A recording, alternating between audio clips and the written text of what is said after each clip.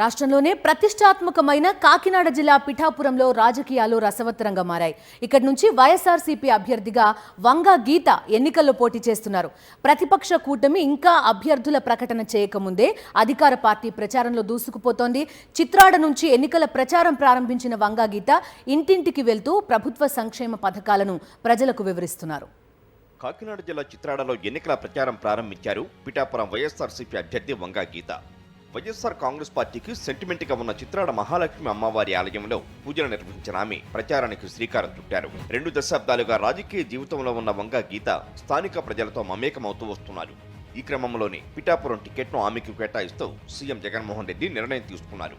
ప్రజలకు మంచి పాలన అందిస్తున్న ముఖ్యమంత్రి జగన్ ప్రభుత్వం అమలు చేస్తున్న సంక్షేమ పథకాలే తనకు విజయం చేకూరుస్తాయని ధీమా వ్యక్తం చేస్తున్నారు గీత. ప్రజలకి మంచి పరిపాలన అందించిన జగన్మోహన్ రెడ్డి గారు మా వెనకున్నారు.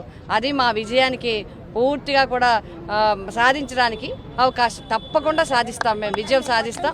రాబోయే ఎన్నికల్లో ఈ పిఠాపురం నియోజకవర్గం వైఎస్ఆర్సీపీ పార్టీ గెలిచి తీరుతుంది. కాపులు అత్యధికంగా ఉన్న పిఠాపురం నియోజకవర్గంలో కాపు ఆడబిడ్డగా విజయం సాధించేది తానేనని ధీమా వ్యక్తం చేస్తున్నారు గీత.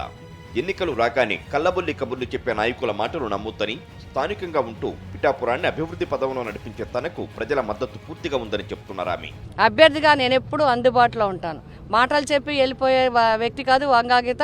పనిచేసి వారితో కలిసి ఉండి వారి కుటుంబ సభ్యులుగా ఉండే వంగా గీత మా బిడ్డ అని చెప్పి అందరూ కూడా ఈరోజు మా ఆడబడుచు మా ఇంటి బిడ్డ అని చెప్పి అందరూ కూడా అరవడుతుంది, స్వాగతం పలకడం జరుగుతుంది. వీరందరి మద్దతుతో మా నాయకులందరూ కూడా ఎలక్షన్కి సిద్ధంగా ఉన్నాం.